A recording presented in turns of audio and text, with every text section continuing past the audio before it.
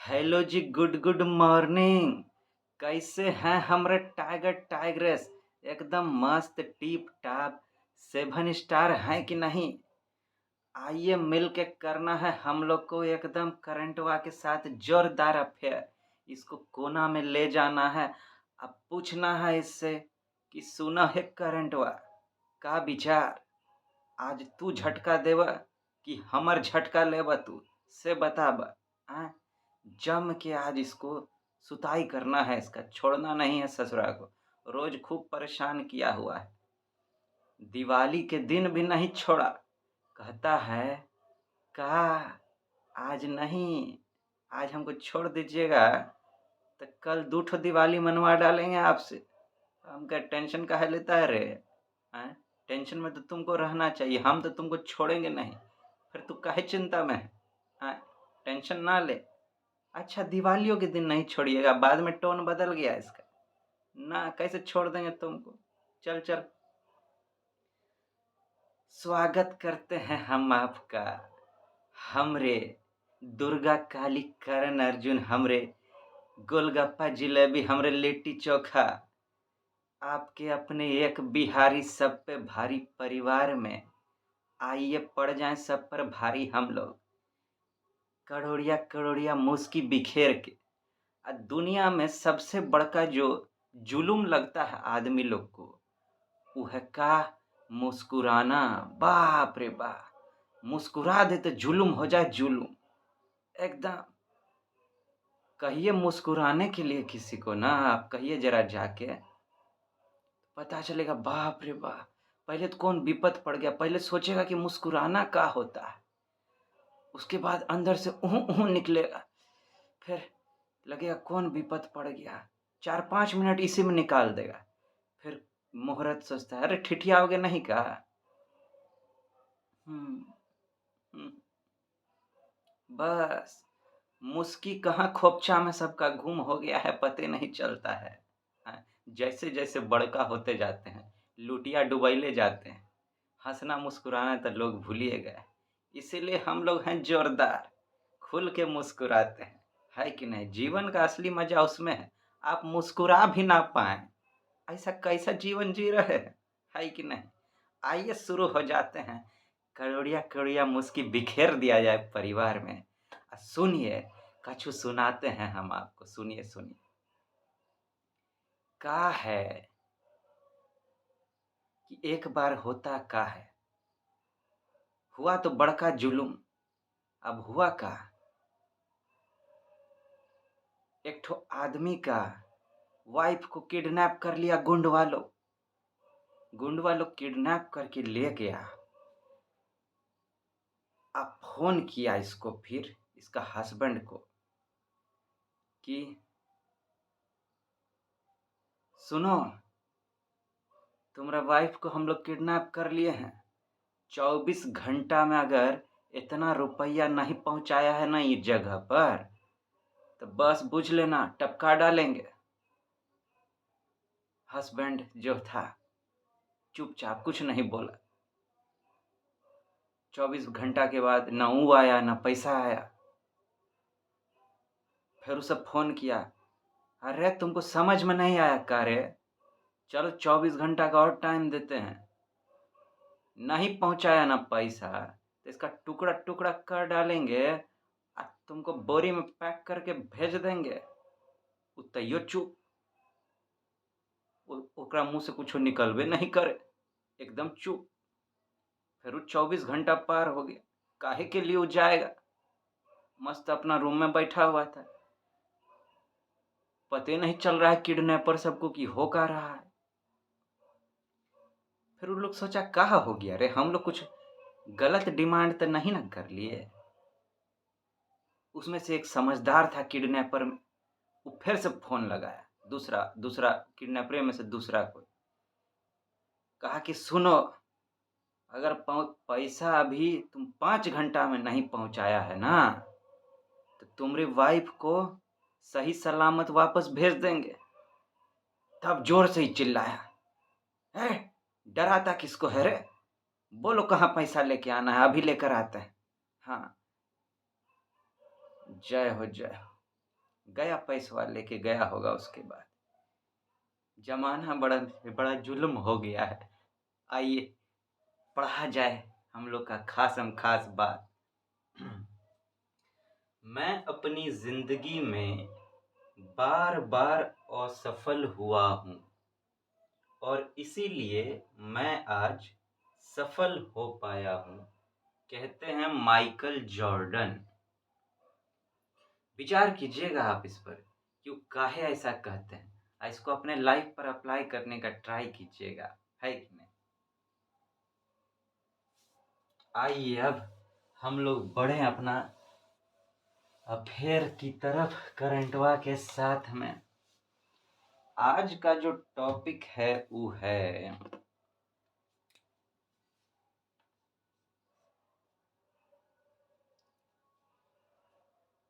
एक ठो अमेंडमेंट हुआ है एगो एक्ट में। है तो एक्ट पुराना, लेकिन उसमें अमेंडमेंट हुआ है। कई बार हो चुका है लेकिन एक बार फिर से हुआ है।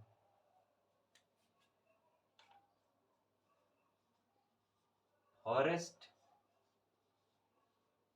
कंजर्वेशन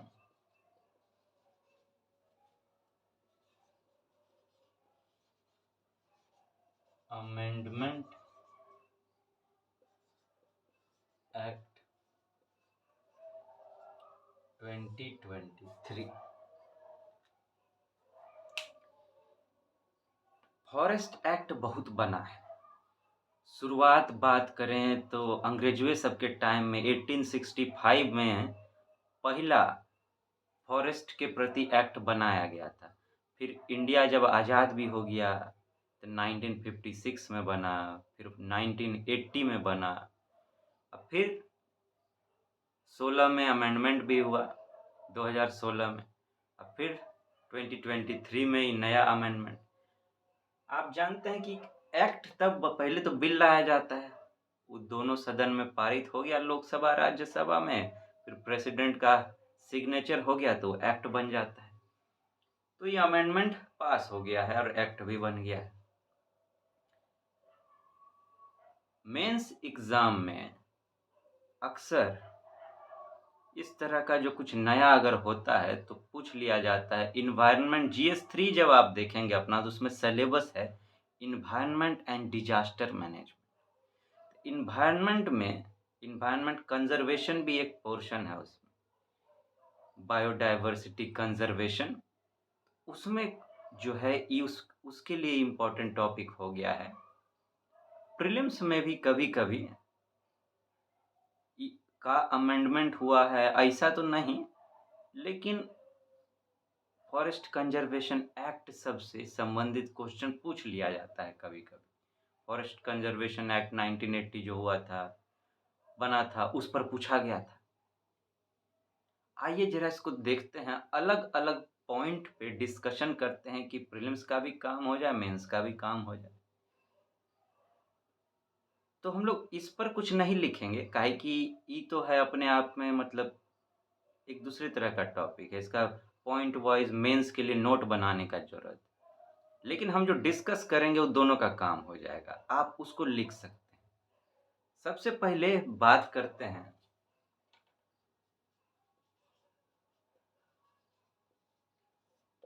कि इसका एम सब क्या रखा गया है। अब देखिए, सरकार जब कोई पॉलिसी बनाएगी, फॉरेस्ट कंजर्वेशन, नाम तो पहले नामे समझ लें कि फॉरेस्ट का कंजर्वेशन, फॉरेस्ट जिसको बचाने के लिए एक्ट लाया गया है। एक्ट पहले से था, उसमें अमेंडमेंट किया गया है। तो जब कुछ अमेंडमेंट होता है तो काहे होता है कि भैया कुछ कमी है, इसमें कुछ कमी है। अब फॉरेस्ट कंजर्वेशन एक्ट में अमेंडमेंट आएगा तो फॉरेस्ट कंजर्वेशन एक्ट जो पहले से था उसमें कुछ कमी होगा, इसीलिए अमेंडमेंट लाया गया ताकि उस कमी को दूर किया जाए। अब सरकार जब कोई पॉलिसी लाती है तो लोग सबको तो ऐसे ही दिखाई पड़ता है, वो तो लाएगी कि हमको लोग को लगे कि बढ़िया है, हैं? तभी तो वोटवा मिलेगा। वो वहाँ तो ध्यान जाना चाहिए ना। तो वो तो ऐसे ही एक्ट लेके आएगी, कोशिश करेगी कि लोग को कम से कम बढ़िया बढ़िया दिखाई तो दे, अंदर में जो भी बात हो दिखाई तो दे बढ़िया। तो इसका जो एम रखा गया है क्या आप जानते हैं क्लाइमेट चेंज बहुत हो रहा है? क्लाइमेट चेंज बहुत हो रहा है, तो एक एम रखा गया कि क्लाइमेट चेंज के प्रभाव को कम करेंगे। Reduce the effects of climate change, negative effect. और साथ में का डिफॉरेस्टेशन, पेड़ों का जो खूब कटाई हो रहा है दनादन, एकदम डन डनाडन डन डनाडन डन डनाडन डन, उसको जरा रोकेंगे। रोकेंगे या नहीं तो कम से कम जो कटेगा उसको लगाएंगे तो सही। तो क्लाइमेट चेंज और डिफॉरेस्टेशन का जो नेगेटिव प्रभाव पड़ रहा है उसको रोकेंगे, ही एम रखा गया है। एक ठो पहला एम, एक ठो और एम रखा गया है का कि फॉरेस्ट सब का ऐसे प्रयोग किया जाए कि इकोनॉमिक गेन हो सके। इकोनॉमिक गेन मतलब ढेवा बढ़िया से कमा सके। देखिए आप, का एकदम सुपर एम रखा गया है। दोनों में कोनो तालमेल लगता है आपको? कि एक तरफ आप बात कर रहे हैं कि क्लाइमेट चेंज और डिफॉरेस्टेशन को रोकेंगे और दूसरे तरफ आप ढेवा कमाने का बात कर रहे हैं। एक साथ दोनों संभव है का उलझुल बात है, तो गजबे हो गया। तो देखिए कैसा तिगड़म वाला एम रखा गया। ठीक, तो ऐसे पॉलिसीज अब जो बनता है तो पॉजिटिव और नेगेटिव दोनों होता है। तो मान लीजिए क्वेश्चन अगर एग्जाम में आता है कि पॉजिटिव है क्या या नेगेटिव का है, या अगर क्रिटिकली एनालाइज करने के लिए पूछ दिया गया तो पॉजिटिव नेगेटिव दोनों लिखना पड़ेगा। तो दोनों लेकर चलेंगे, पॉजिटिव भी का है नेगेटिव का है। पॉजिटिव और नेगेटिव एम में देख ली। अब जरा आगे बढ़े जाएं, बढ़े हम लोग। अब दूसरा देखेंगे कि इसके लिए कौन सा मेथड अपनाया जाएगा, कौन सा मेथड अपनाया जाएगा।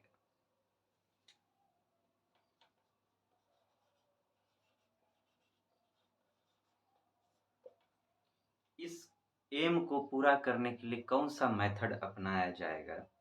तो पहले से जो कानून सब में है, फॉरेस्ट सब को कानून के अंतर्गत रखा गया है उसके रेगुलेशन के लिए।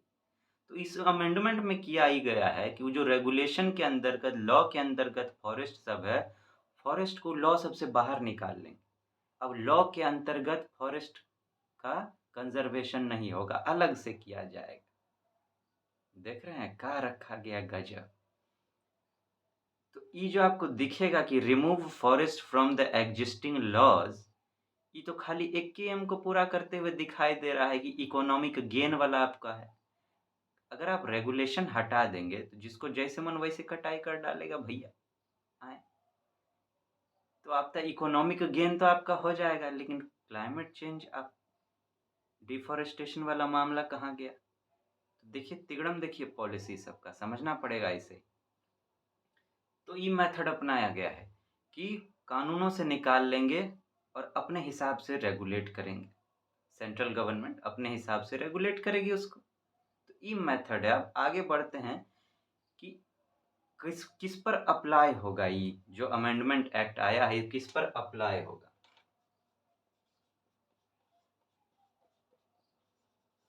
एप्लीकेशन, इसका एप्लीकेशन कहाँ होगा। तो हम कहें कि 1927 में एक फॉरेस्ट एक्ट आया था और फिर 1980 में फॉरेस्ट कंजर्वेशन एक्ट वहां भी आया था। तो इस दोनों में जो फॉरेस्ट का कैटेगराइजेशन रखा गया है, इसमें रखा गया फॉरेस्ट को बचाने का बात रखा गया है। और भी बहुत सारा बात है, मतलब लेकिन जो है पॉजिटिव रूप में। जैसे फॉरेस्ट कंजर्वेशन एक्ट 1980 में आप देखिएगा तो सुनते होंगे कि इंडिया को कम से कम अपना 1/3 फॉरेस्ट जो है उसका ज़रूरत है। 33% फॉरेस्ट को बचाने का ज़रूरत है, उतना कम से कम होना चाहिए इंडिया के। तो ये कर क्या रहा है कि वो दोनों एक्ट से बाहर निकाल लेगा फॉरेस्ट को, उस पर अप्लाई होगा ये अमेंडमेंट। और कहाँ अप्लाई नहीं होगा, बॉर्डर एरिया, पाकिस्तान और चाइना का जो बॉर्डर एरिया है, तो बॉर्डर से 100 किलोमीटर का जो रेंज होगा वहां पर ई अप्लाई नहीं होगा। काहे नहीं अप्लाई होगा कि वहां पर सेंट्रल गवर्नमेंट जैसे चाहे वैसे सिक्योरिटी को ध्यान में रखते हुए अपना इंफ्रास्ट्रक्चर बना सकती है, इसीलिए वहाँ पर अप्लाई नहीं किया जा रहा है। ठीक है, वहाँ तो पहले से कब्जा है।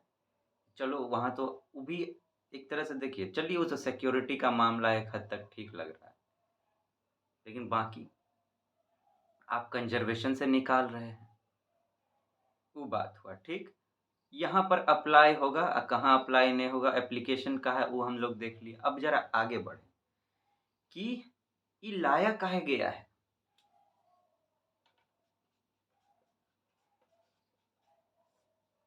काहे इसको लाया गया, ज्यादातर एक्सपर्ट्स का मानना है, और क्लाइमेट एक्टिविस्ट लोग भी जो हैं, जो क्लाइमेट के प्रति चिंतित रहते हैं, उसके लिए कोशिश करते हैं, उनको एक्टिविस्ट कहा जाता है, आप जानते हैं। तो क्लाइमेट एक्टिविस्ट एक्सपर्ट्स, इन्वायरमेंट के जो एक्सपर्ट हैं, उनका मानना है कि जो लाया गया है ये मेनली जो इंडस्ट्री वाले लोग हैं और जो प्राइवेट लोग हैं, उनको सपोर्ट करने के लिए लाया गया है। कि पहले के एक्ट सब में था कि अब जंगल को बचाना है तो काटने में बड़ा दिक्कत होता था। कोई भी प्रोजेक्ट लगाओ तो इन्वायरमेंट क्लियरेंस सर्टिफिकेट लेना पड़ता था, उसमें बड़ा टाइम लगता था। कोई प्रोजेक्ट लगाओ भी तो उसको इन्वायरमेंट दुनिया जहान का सारा रूल रेगुलेशन फॉलो करो। तो इससे बड़ा प्राइवेट पार्टी लोग को, इंडस्ट्री लोग को ढेवा कमाने में बड़ा दिक्कत हो जाता है। छुपा के लेके कैसे जाएं, कैसे पेड़वा सब काटें, अपना मस्त ढेवा कैसे कमाएं, इसमें बहुत दिक्कत होता था। तो ये ऐसा लाया गया है कि भैया अब तो कोई दिखते नहीं है, हम लोग अपने हिसाब से रेगुलेट करने वाले हैं, मस्त होके जम के कमाएंगे। तो ऐसा लग रहा है कि उन लोग को फेवर करने के लिए ही एक्ट लाया गया है, ऐसा एक्सपर्ट्स लोग का मानना है। चलिए आगे बढ़ें जरा। ये हो गया, तो इसको लाया कैसे गया।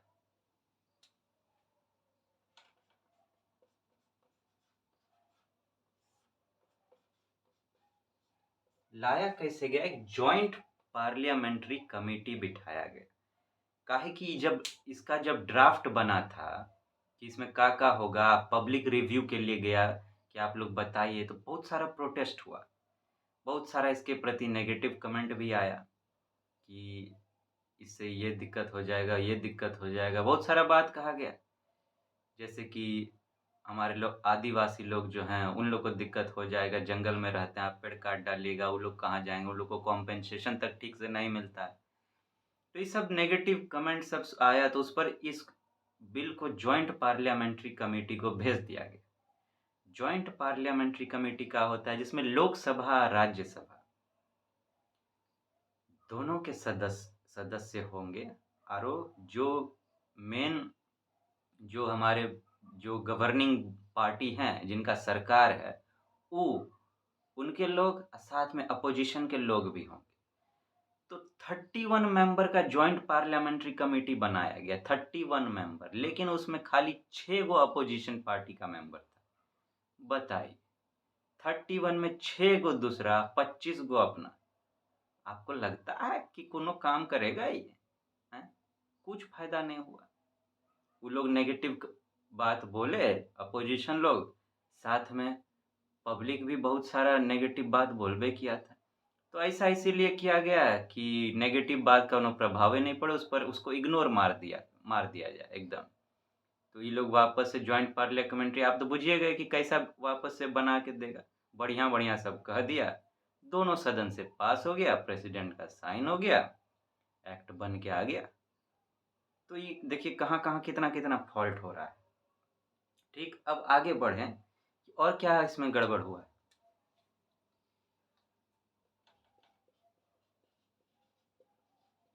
प्रायर कंसेंट, इस पर बात करें। पहले का जो एक्ट सब था उसमें प्रावधान था कि अगर जंगलों को आप काटेंगे या उसको कुछ और में बदलेंगे, उससे पहले अगर ट्राइबल एरिया में वो है तो ग्राम सभा होता है, ट्राइबल ग्राम सभा, जिसमें कि अब किसी जगह पे है तो वहाँ के लोग उस ग्राम सभा के मेंबर होते हैं। जैसे पंचायत का बात करें, पंचायती राज इंस्टीट्यूशन जो है, पॉलिटी में आप पढ़ते होंगे लोकल सेल्फ गवर्नमेंट जिसको कहते हैं। तो गाँव में जो पंच होते हैं, बाकी जो वहाँ के लोग होते हैं, वो सब लोग ग्राम सभा के मेंबर होते हैं। तो उसी तरह इस कानून में प्रावधान किया गया था, पहले का जो कानून सब था, फॉरेस्ट कंजर्वेशन एक्ट सब, कि अगर वो जंगल को काटा जाएगा कहीं पे ऐसा एरिया में, तो पहले ट्राइबल ग्राम सभा का परमिशन लेना पड़ेगा, तब वो काटा जाएगा। प्रायर कंसेंट, कि पहले उनसे कंसेंट लीजिए, उनसे सहमति लीजिए। इसमें उसको हटा दिया गया है, ड्रॉप कर दिया गया है। कोई ज़रूरत नहीं है उनसे पूछने का। झूठे पूछने जाओगे, बखेड़ा खड़ा करबे करेंगे, आरो देर हो जाएगा, मानेंगे नहीं है। तो काहे के लिए झूठे ई पनौती-वनौती को जगह देना? हटाओ इसको, बताइए। वो भी हटा डाले, कोई झंझट नहीं। अब कोई पूछने का ज़रूरत ही नहीं। काहे कि बहुत बात होता है, अब ट्राइबल का आप जंगल हटाएँगे, तो पहले तो मानेंगे नहीं, मान भी गए, तो बदले में कॉम्पेंसेशन चाहिए। आप उनके जगह से उनको हटाएँगे, उनको फिर दूसरे जगह पे देंगे तो कॉम्पेंसेशन चाहिए, फिर रिहैबिलिटेशन का खर्चा देना पड़ेगा, कहीं बसाना पड़ेगा उनको, तो उसमें गड़बड़। तो इतना गड़बड़ हुआ। ये चीज़ को हटा लिया गया, प्रायर कंसेंट को हटा लिया गया। अब आगे बढ़ें ज़रा, कि हाँ, एक और टर्म आ रहा था, कॉम्पेंसेटरी अफॉरेस्टेशन। अभी का है। अब कंपेंसेटरी अफॉरेस्टेशन कहते हैं कि मान लीजिए आप कुछ दूर का जंगल काटे, आप इंडस्ट्री वाले हैं, प्राइवेट पार्टी है, तो आप एक जगह से पेड़-वेड़ काट दिए। तो इसमें होता क्या है कि जितना आप काटे, उतने आपको किसी और जगह पर लगाना पड़ेगा। जितने जगह का आप जंगल काटे हैं, उतने जगह में आपको दूसरे जगह लगाना पड़ेगा। तो ये प्रावधान इसमें भी है। लेकिन आप एक बात बताइए, बड़का-बड़का पेड़ आप काट डालेंगे, ठीक? कुछ एक जगह में खूब बड़का-बड़का पेड़ उगा हुआ है, एकदम आसमान छूता हुआ। आप उतने जगह में दूसरा जगह लगाएँगे, तो क्या लगाएँगे? आप पौधा ना लगाएँगे, छोटकी-छोटकी बीज बो देंगे पेड़ का, या छोटा-छोटा पौधा लगा देंगे। उसका मुकाबला वो करेगा? सोचिए ज़रा। तो ये प्रावधान है कंपेंसेटरी अफॉरेस्टेशन का।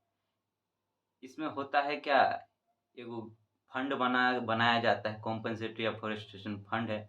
या तो आप पेड़ उतना जगह दूसरे जगह लगाइए, या फिर उतना पैसा दीजिए आप।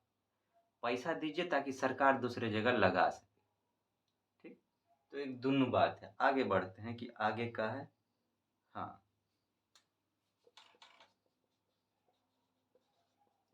फॉरेस्ट राइट्स एक्ट 2006 में बना था, फॉरेस्ट राइट एक्ट, आप जानते हैं। उसमें ट्राइबल्स के अधिकारों का बात किया गया है कि उनको हटाओगे तो उनको कॉम्पेंसेशन दो, उनको बसाने का जो बात करो। फॉरेस्ट राइट एक्ट में ये सब है। इसमें उसको भी इग्नोर किया गया है। काहे कि रेगुलेशन अपने कंट्रोल में है। अपने कंट्रोल में है, तो क्या ज़रूरत है ये सब करने का? हैं? इसको भी इग्नोर किया गया है। जो ट्राइबल्स का अधिकार सब है, उस पर उतना फ़ोकस नहीं किया गया। काहे कि उसमें बहुत बात हो जाता है, वही से फिर सब इसमें अलग से बताया, फिर से कहा गया था कि वो ट्राइबल्स का ग्राम सभा से परमिशन लेंगे, फिर अगर हटाएँगे तो उसको क्या कहते हैं, कॉम्पेंसेशन देंगे, सब कुछ देंगे। इसमें उस सबको हटा दिया गया। उस सबको हटा दिया गया, लेकिन उसके लिए चुना क्या गया? इसमें कोई बदलाव नहीं लाया गया। इस एक्ट को जैसे का तैसा छोड़ दिया गया। काहे कि उसपे तो बवाल हो जाएगा अगर हटा देंगे तो। एक इनडायरेक्ट तरीका अपनाया गया। जैसे हम बोले कि वो फॉरेस्ट सबका जो यहाँ हम लोग बात किए थे कि एप्लीकेशन कहाँ होगा, तो कानून सबसे निकालेंगे। तो जो इसमें तो क्या हो, इससे क्या हो जाएगा कि फॉरेस्ट का एरिया घट जाएगा इसके अंतर्गत। ये कमेसम फॉरेस्ट है। तो अगर कमेसम फॉरेस्ट होगा, हम बताएंगे कानून में कि कम इतने फॉरेस्ट है, इसको फॉरेस्ट का मान्यता प्राप्त नहीं है, अगर किसको मान्यता देना है, किसको नहीं देना है, ये भी हाथ में आ गया अथॉरिटी के। तो वो लोग कम में जगह को मान्यता देंगे, लिमिटेड एरिया को। इससे होगा क्या, लिमिटेड एरिया है तो लिमिटेड अधिकार का मांग वो लोग करेंगे, इतने दूर में ना करेंगे, इससे बाहर तो आप कर नहीं पाएंगे। तो ये रास्ता अपनाया गया है कि फॉरेस्ट का एरिया को ही लिमिट कर दिया गया। ठीक, ये बात हो गया। अब आगे और कि अब इसमें फेल्योर क्या क्या है, इतना तो गड़बड़ हो गया, क्या एक और भी फेल्योर है। क्या आप ह्यूमन एनिमल कॉन्फ्लिक्ट के बारे में बार बार सुनते होंगे कि आदमी लोग के बीच, जानवर लोग के बीच झड़प होता है, जानवर लोग निकल के आ गया जंगल से, आदमी के एरिया में घुस गया, ऐसा ऐसा खबर सुनते होंगे। तो इसमें उसको भी, उस पर भी फोकस नहीं किया गया कि ह्यूमन एनिमल कॉन्फ्लिक्ट पर फोकस नहीं। उससे होता क्या है, अब जानवर आ गया, मान लीजिए आदिवासी लोग एक जगह बसे हुए हैं, अपना खेत वेत उनका है, अब वो आके उनका खेत उजाड़ दिए, उनका घर उजाड़ दिए, तो उन लोग को जो रोटी पानी का दिक्कत, अब उनका, आप खेती उजाड़ दिए, रोजी रोटी उजाड़ दिए, तो दिक्कत। तो उस पर ध्यान देना चाहिए था, वो भी इसमें ध्यान नहीं दिया गया। और एगो और बात,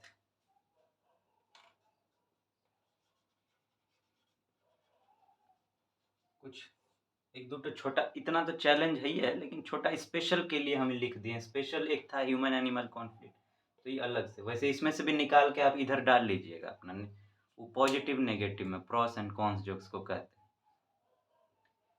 हैं। स्टेट जो है वो कंकरेंट लिस्ट का, स्टेट कहते हैं, फॉरेस्ट जो है वो कंकरेंट लिस्ट में आता है। आप जानते हैं वो सेंट्रल लिस्ट होता है, यूनियन लिस्ट, जो यूनियन गवर्नमेंट जिस पर कानून वानून बनाती है। एक स्टेट लिस्ट होता है जिसमें राज्य सरकार लोग कानून बनाती है। एक कंकरेंट लिस्ट होता है जिसमें दोनों मिलकर कानून बनाते हैं। तो इस फॉरेस्ट जो है वो कंकरेंट लिस्ट का पार्ट है, लेकिन चूंकि ये जो है सेंट्रल गवर्नमेंट लेके आई है, और अगर इसको राज्य सरकार को भी अपनाना पड़ा, उनको भी अपने यहाँ लागू करना पड़ा, तो राज्य सरकार के अधिकार का क्या? उसका तो इसमें कोई भी आवाज़ नहीं आया, राज्य सरकार से तो नहीं पूछा गया इसमें कुछ भी। तो फेडरलिज्म का जो मामला है, आप पॉलिटी में अपना देखेंगे GS2 का सिलेबस, तो उसमें देखेंगे आप फेडरल स्ट्रक्चर का बात किया गया है। तो ये एक तरह से फेडरलिज्म के भी थोड़ा खिलाफ लग रहा है कि स्टेट गवर्नमेंट को इसमें शामिल नहीं किया गया, पूछा नहीं गया। तो उसमें भी आप डाल सकते हैं, वो भी एक चैलेंज है। और एक ठो और बात, एक और चैलेंज है। एक तो फेडरलिज्म देख लिया हम लोग, दूसरा इन्वायरमेंटल सिक्योरिटी, रिमोट एरियाज। कुछ कुछ एरिया ऐसा होता है जहाँ पर पेड़ नहीं काटा जाना चाहिए, काटने से डिजास्टर सब आ सकता है। जैसे कि हिमालय का एरिया है, आप अक्सर सुनते होंगे कि वहाँ पर ये डैम फट गया तो बाढ़ आ गया, ये जमीन गिर गया, लैंडस्लाइड हो गया। आप अक्सर उत्तराखंड का घटना सब सुनते होंगे, चमोली डिस्ट्रिक्ट का घटना, अभी जोशीमठ में आप जानते जमीन सब धंस गया। तो ऐसा कोई स्पेसिफिक इसमें कैटेगरी नहीं बनाया गया कि जो खास एरिया सब है जहाँ पे इन्वायरमेंट डिजास्टर ज़्यादा आ सकता है, जो सेंसिटिव एरिया सब जिसको कहते हैं, पहाड़ी क्षेत्र हो गया, ये सब क्षेत्र, इसके लिए कुछ अलग इसमें कर दिया जाए, ताकि वहाँ पर कम से कम पेड़ वेड़ को ठीक से रेगुलेट किया जाए, जैसे तैसे नहीं काट दिया जाए। वो भी इसमें नहीं किया गया है। वहाँ भी अब इतना होने के जानते हैं कि वहाँ होता रहता है, फिर भी वहाँ पेड़ कटता है, सब कुछ होता है, उसका भी ध्यान नहीं रखा गया है इसमें। तो ये पूरा था ये बात। ये आज आपके लिए इम्पोर्टेंट टॉपिक था। ठीक, इसके अलावा एक घटना का हम चर्चा करना चाहेंगे। अभी आप टनल वाला एगो सुन रहे होंगे, उत्तरकाशी डिस्ट्रिक्ट में, उत्तराखंड के उत्तरकाशी डिस्ट्रिक्ट में टनल का एक हिस्सा धंस गया है, जो यमुनोत्री टाउन से कनेक्ट करने वाला था उत्तरकाशी डिस्ट्रिक्ट को, वो धंस गया, जिसमें 40 मजदूर फंस गए। तो इस घटना को बस आप याद रखिएगा। आपका जो डिजास्टर मैनेजमेंट है, GS3 पेपर देखेंगे उसमें environment and disaster management. Disaster management पे अगर क्वेश्चन कोई आता है आपको, तो आप उस घटना का चर्चा कर सकते हैं, ठीक? तो बस चर्चा के लिए हम आपके दिमाग में डाल रहे हैं, उस घटना का आप चर्चा वहाँ कर सकते हैं और उसको आप ध्यान से पढ़ भी सकते हैं। ये घटना जो हो रहा है उसमें आप देखिएगा कि एडमिनिस्ट्रेशन सब कैसे स्टेप सब ले रहा है, क्या कर रहा है। जैसे आप सुन रहे होंगे कि उन लोग को वॉकी-टॉकी दिया गया, मज़दूर लोग जो अंदर फँसे हुए हैं, खाना अंदर सप्लाई किया जा रहा है ताकि वो लोग भी सुरक्षित महसूस करें। ये समझें कि इस विश्वास में रहें कि जो कानून है, जो अथॉरिटी है, सरकार है, हमारे लिए कोशिश कर रही है हमको बचाने के लिए। अभी वो लोग सेफ़ हैं और लग रहा है कि सेफ़ उनको बचा लिया जाए। ये जो टनल धँसा है, चार धाम प्रोजेक्ट का एक पार्ट था। चार धाम को जोड़ने के लिए इसको बनाया जा रहा था रोड इस तरह से। चार धाम आप जानते हैं? जानते होंगे? नहीं जानते हैं तो पढ़ लीजिएगा उसको, ठीक है? अभी हम नहीं बताने जा रहे हैं, ये आप देखिएगा खुद। ईस्ट, वेस्ट, नॉर्थ, साउथ में शिव भगवान के चार मंदिर को चार धाम कहा गया, ठीक? आप ढूँढिएगा। चलिए, तो ये आज आपके लिए इम्पोर्टेंट था। कल हम लोग फिर मिलेंगे। आप मुस्कुराते रहिए, अपना ध्यान रखिए, है कि नहीं? हाँ, चलिए, तो चलें? क्या कहते हैं? टाटा गुड बाय करते हैं।